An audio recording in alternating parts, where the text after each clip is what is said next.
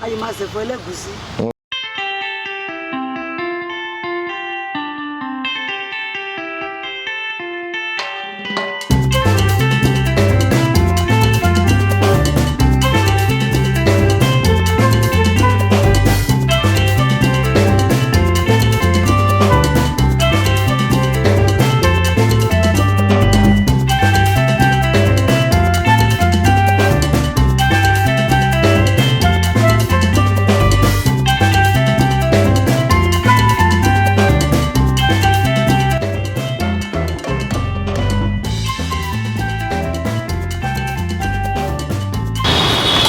One of my favorite memories about Nigeria has to be the local mama put. We call them Buka here. So today I'm going to be spending a day in the traditional Buka, checking out some of the best meals they make. I'm in Abeokuta, which is a culture I call my second hometown. It's about 2 hours away from Lagos State. I'm going to be spending a full day with a mama Buka spot. We're going to learn how they make their Amala fresh, how they make their stew fresh, Begiri, Ewedu. I got exclusive access to see all these meals that shaped my childhood and my adulthood to become who I am today. And what makes this Buka so fascinating is that it's usually run by women, and these women maintain the family, take their children to school, pass on the skills to their next generation. So I'm excited about checking this place out, and I'm going to be showing you my experience. I have an emotional attachment to Abeokuta. I had my primary school here, so I have lots of memories in Abeokuta. So it gives me great pleasure to show off my second native city in Nigeria. It's called Abeokuta, and we're going to be checking out Mama Put's Buka. And by National Union of Journalists Office in Okelewo, Abeokuta, we're going to be seeing how they make the food fresh, spending time with them, how they cut ewedu live, and learning so much from them.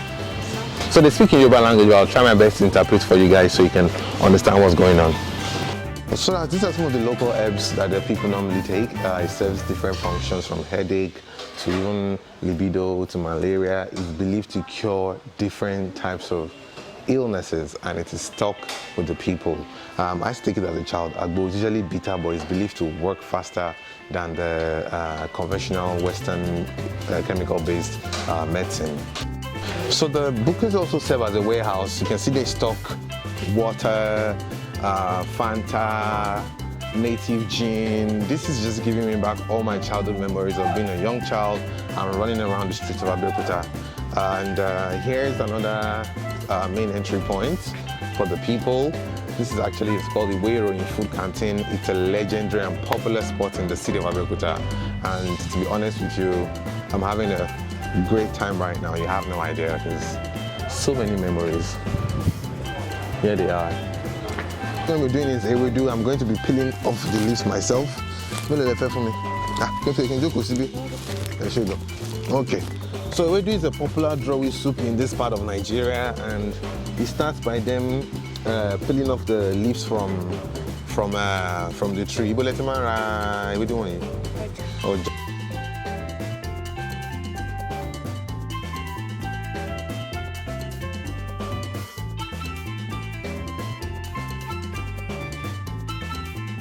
This stew you're making is powered by this gas. They use it to cook everything in this mama put.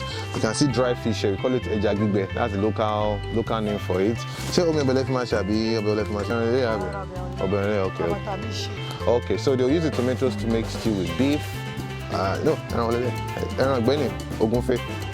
Goat meat. They make goat meat stew, and they also make dry fish stew as well. So she's washing the dry fish right now. You can see it's being washed thoroughly, because it's dried out, so they need to wash it to ensure the fish is clean before taking it into the stew. I think the meat, unlike in Canada, United States, where they usually buy meats from stores, in this part of the world they usually source the animals live and direct, and kill it and boil it and do what they do with it. So ogunfe is called goat meat, and they had two, so this is the second one left. So basically it's gonna go from this to that pot of stew. And I'm just looking at this goat and looking at how tasty it's going to be. I cannot wait. Aww.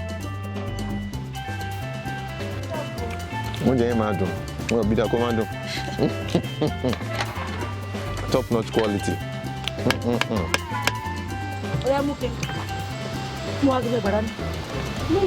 So you born time will I'm rushing you. One, okay, yeah, long by lunch in the share. Okay. I shall Yeah, so change your son right? Wow, so this is actually their lunch meal. They sold out their first the ones they did in the morning. So this is actually the lunch batch. Share today, ni. Right. Okay. What's your name? One line, did it. Everybody gets the account number, but she was me. I was on the phone with me. Come on, right? I don't see my issue.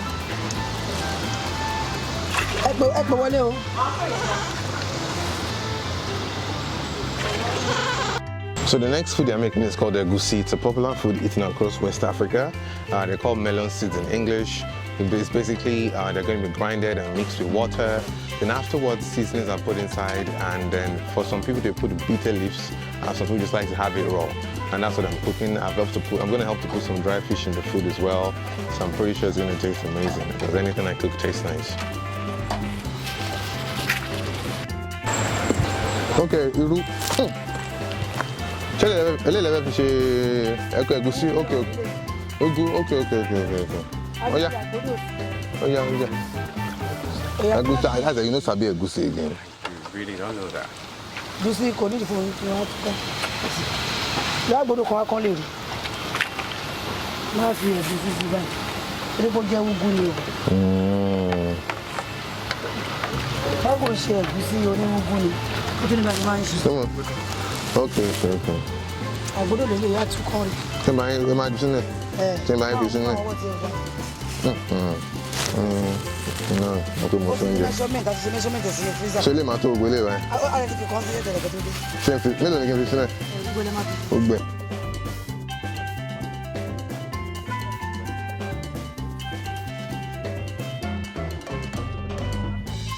So we'll just put in some seasoning.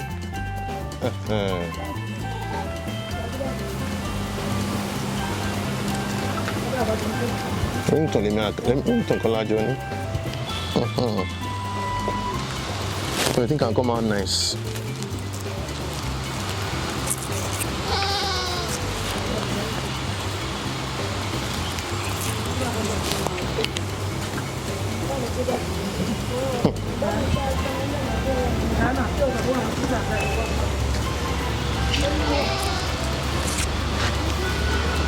Hey.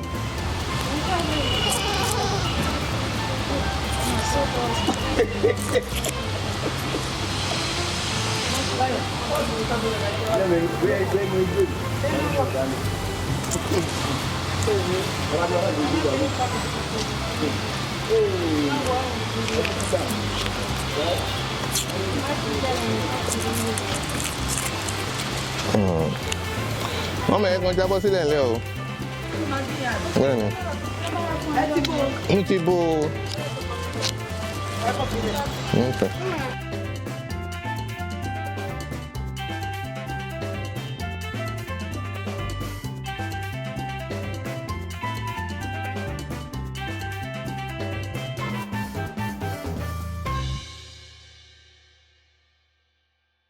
Breaking the egusi into pieces to make it creamy.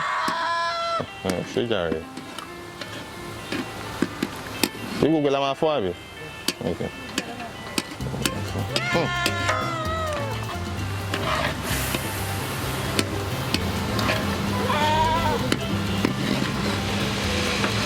So that is me cooking egusi live and direct.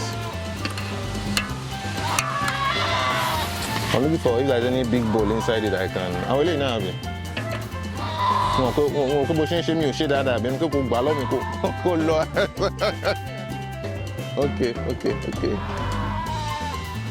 Yes. The egusi area. No. Okay. I'm putting the ugu next. So what is your name already? So my yeah. Oh yeah. Do you want sample for me? Oh yeah. Okay. I have seen it. So I'll just wash it and put it inside like this.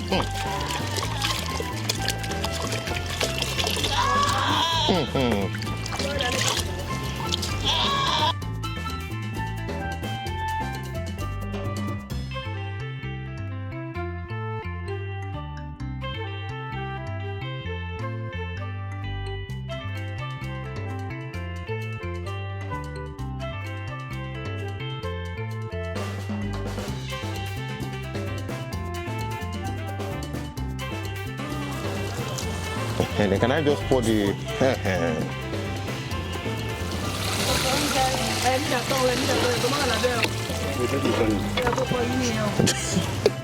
Open training one.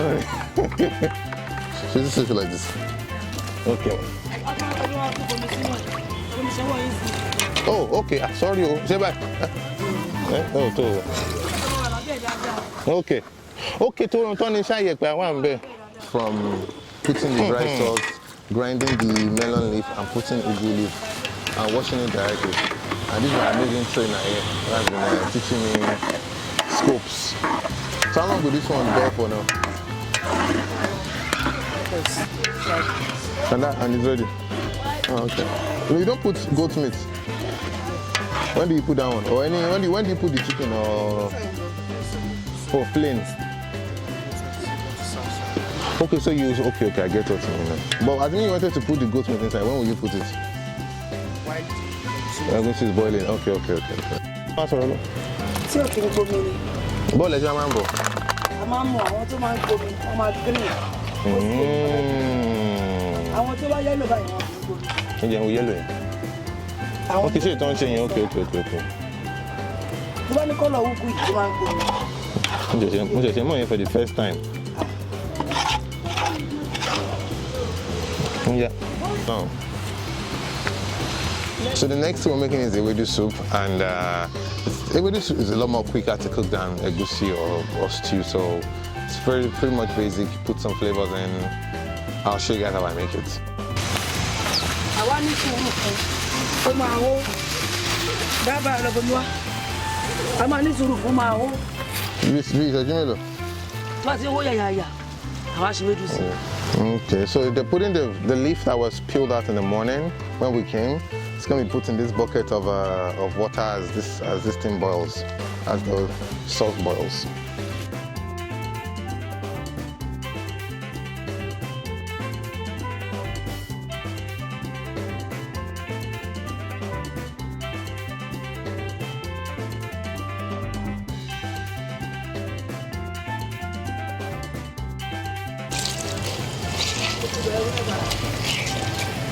So just like this, putting it in bits in different bundles.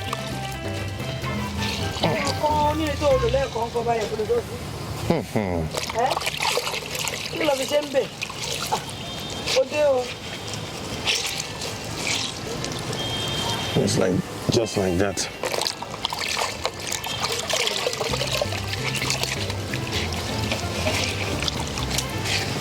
So ewedu is a sticky stew, and already this water is getting sticky even though it's cold.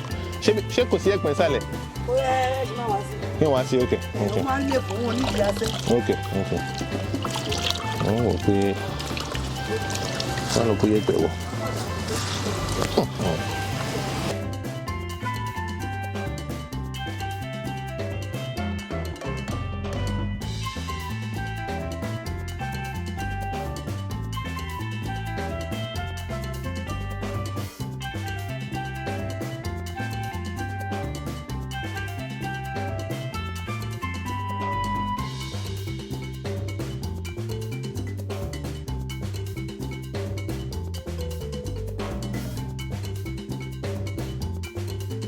They want egusi.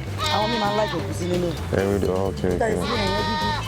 Okay, so I'm sure you egusi àti egusi. Okay. Okay. Ẹgbẹ́ àbí egusi díẹ̀ sí ẹ̀sìn rẹ̀. Àjùmọ̀ mọ̀. Okay.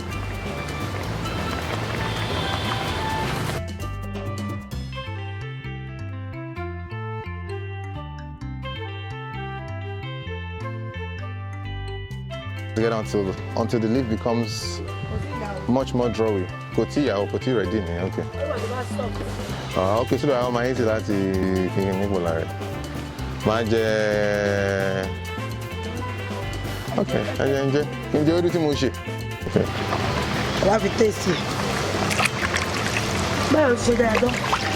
Ó ṣe lẹ́ẹ̀kan sí i.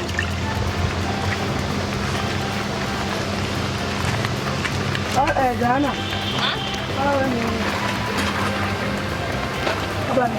Okay, so just waiting for it to get ready, and I'm kind of proud of myself that I made all this, my efforts to make all this amazing food.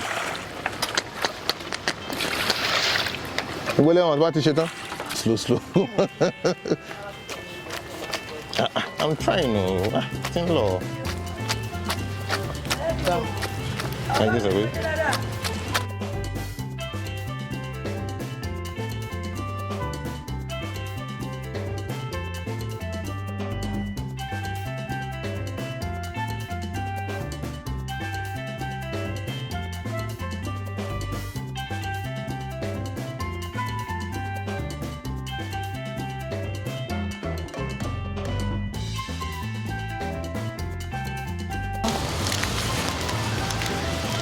Okay. Má bínú ọkọ. What's ready? What's ready? I'm ready láti jẹun nìyẹn o.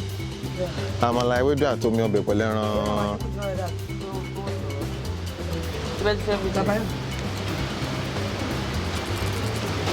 Okay. Okay, so it's time for me to eat the fruit of my labor. I'm eating everything I cooked, and let me go have a taste of it. Let's go. Oh yeah, I can't chop. Amala, ewedu, okay. The one I cooked. Amala, ewedu, omiobek with goat meat. 2 amalas.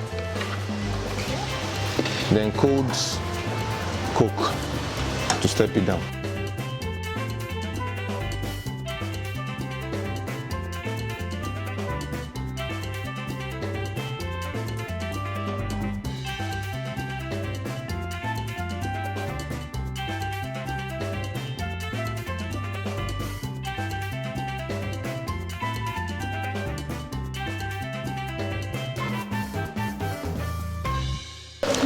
All right, so here we go.